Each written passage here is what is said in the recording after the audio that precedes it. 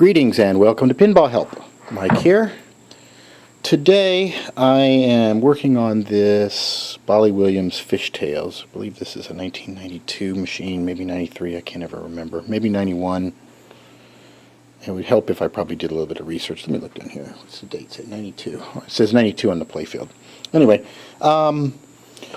this is a game that I've had on location in the past that I took back in, that I'm about to put on location again. And I thought it might be interesting to go over a few things that I do when I try to bulletproof a game before putting it on location. Because when you have it in your house, completely different dynamic than when you put it out in public. There's a lot of things that can happen to it. And I also kind of want to go over some kind of operator things that operators do that your typical pinball person wouldn't do. This is an old game. This is an import from Italy. It still has the little 500 lira things on the coin door down here. You can't really see them, but they're there. But it's been converted to run back off of 120 volts again. Anyway, this thing has traveled all around the world. It's seen a lot of activity. And it's just proven to be a very reliable, popular game. It's also very popular among collectors, too. This is not a super-duper collector edition one. This is actually the second pinball machine I ever got. I really love it. It's a great game. Mark Ritchie design, a lot of fun. But it's also been very, very solid. So when I had a chance to put a game on location initially, this was one of the ones I put out there because I thought it would go over well here in Louisiana with the fishing theme and all that. So I learned quite a bit about what could go wrong, and where I put the games on location initially, it was pretty far out there. I had to pay to park. It was not convenient to get to. I only had 2 games in one spot, and you couldn't carry all my tools. The people at the venue would never really tell me what was wrong. They'd just go, "Oh, something's wrong with the game. Fix it." So I'd run out here, and sometimes it was something stupid like a ball was stuck, or sometimes there was entire pieces that had broken off in the game, and the game was about, the coils were firing over and over. So I've learned take nothing for granted when you put a game out in public and let people pound away on it. With that in mind, there's a couple of tricks that you can do to take your game and make it a little more bulletproof and to also protect it. First off, this game still probably needs a bunch of new rubber. I brought it back. It's been sitting around in the club for a while, and it's not... it's certainly playable, but it's not all dialed in yet, again, so I'm going to be doing that. One of the first things that I do with a game that I'm going to put on location is I put LEDs in it. And I know a lot of people kind of don't like LEDs, but I think most of the people that don't like them really just haven't seen good implementations, or they're not using really good LEDs, because not all LEDs are bad. Some of them are really nice, and they don't have that 60 hertz ghosting that's really annoying, that's very visible. Some do, some don't. Lately I've been getting my LEDs from Comet Pinball. I really like them. I think they've got the best price performance thing in their low end stuff. Their single LEDs with the frosted top are what I love to use. Let me show you. Here's a bag of them right there.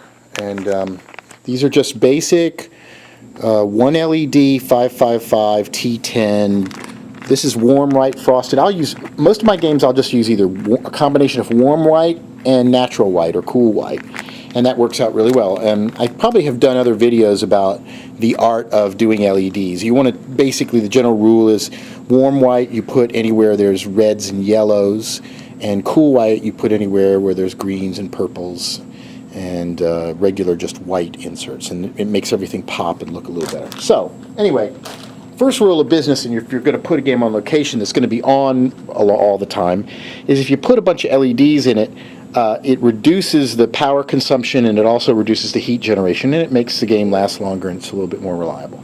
So the first place, if you're ever going to put it, is the inserts underneath the playfield. If you want to be a little more tasteful, you can use a combination. You'll see here, this is an incandescent. This one's out. Actually, I'm going to be fixing that one. But there's an incandescent right there, and then these are regular cool white LEDs. If you're just going to put them in one spot, you put them underneath the playfield in the inserts. They look great. The next phase to that would be to put them in the back box, and then possibly the GI around the game. And sometimes I like doing a combination. in a case like this, you see there's an incandescent that's surrounded by this stainless steel guide metal. This is a good situation. The heat generated here is not going to cause any problems.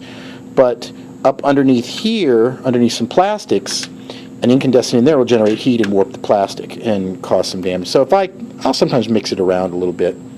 Lately, I've been going more and more just mostly LEDs because the quality of the LEDs are getting so good now. They don't flicker as much like they used to. So for this game, there's a couple of other tricks I do.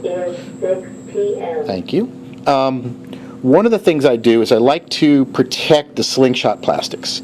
So I will put these fender washers here, see? You can get these at Lowe's and Home Depot, and a lot of people use them.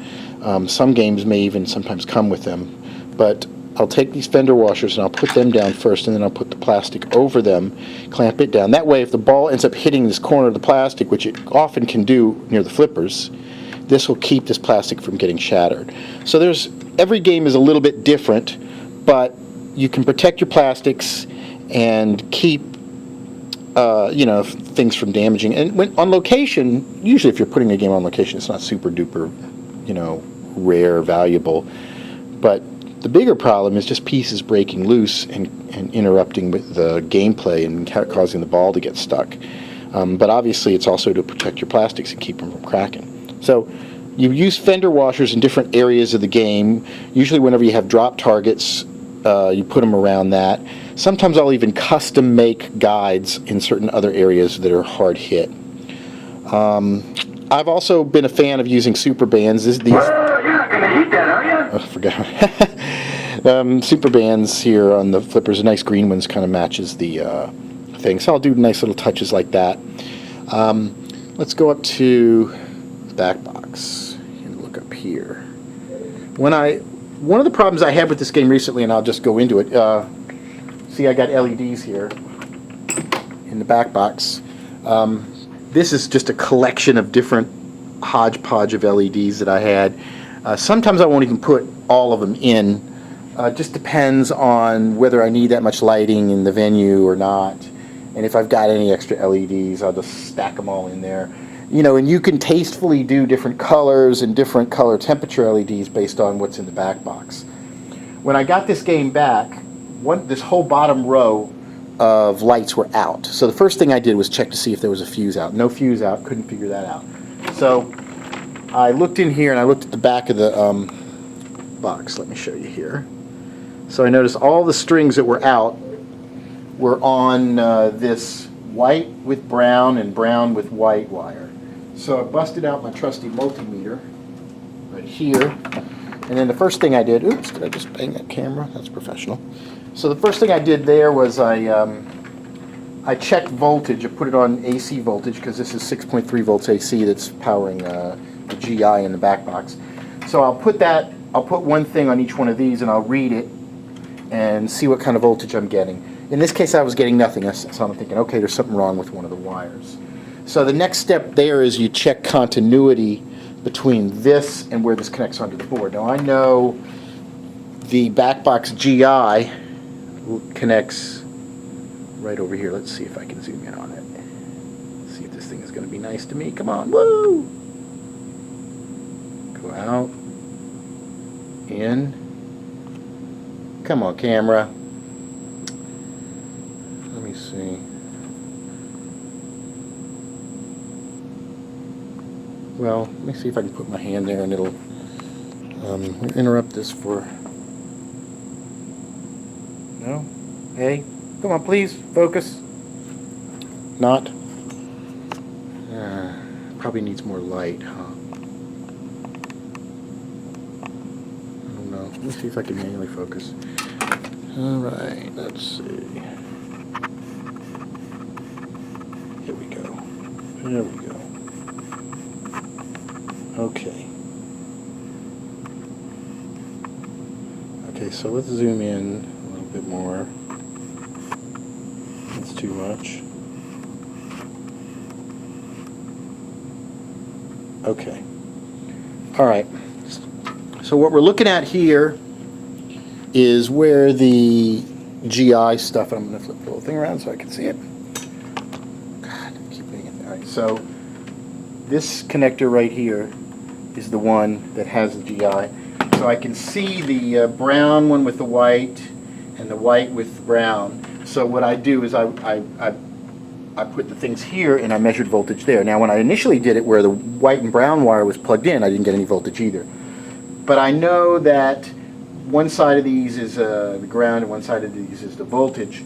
And so I found another pin that didn't have anything connected to it that did have voltage. So I know that there's a pin here that probably has a cold, bad solder joint, and that's what was causing it. I also checked continuity between the wires in the back box and the connector here, and then I repunched them down just to make sure. That still didn't work. So I found which one of these wires was bad by checking continuity, and I pulled that wire from the IDC connector and I moved it over to another pin where I did have power. Now, normally I don't advise you moving things around, but the GI connectors are pretty standard on most of these games. You can check in the schematics, make sure that you're not moving a string of GI over to something else that might be stressed too much. But since I'm converting everything over from incandescents to LEDs, there's going to be a much lower power drain on it, so it should be no problem. So I just moved the white with brown wire over to one and then turned it back on, and bam, it worked. Lighted up. So I've got that all fixed nicely. And for the rest of the game, I'm basically just going over